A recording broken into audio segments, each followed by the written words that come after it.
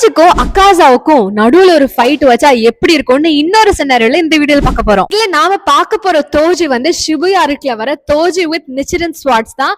அப்புறம் நம்ம blood demon art இருக்கக்கூடிய அக்காசா. ஸ்பெசிபிக்கா இந்த தோஜி வந்து ஒரு கில்லிங் மிஷின் தான்.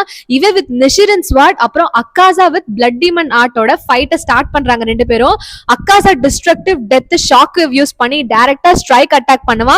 ஆனா தோஜியோட ஸ்பீடை ஈஸியா வந்து இது கவுண்டர் பண்ணிடும். தோஜிக்கு இந்த ஃபைட்ல டிஸ்அட்வான்டேஜா இருக்கிறது அக்காசாவோட காம்பஸ் நீடில் தான்.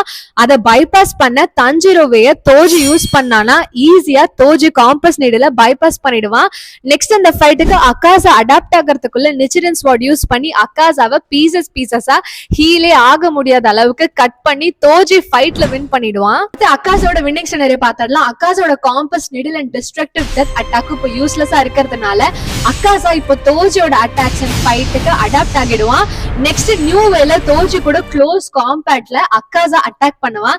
இந்த இடத்துல அக்காசோட ஃபுல் ஃபோக்கஸ் தோஜியோட ஹெட்டுக்கு தான் இருக்கும்.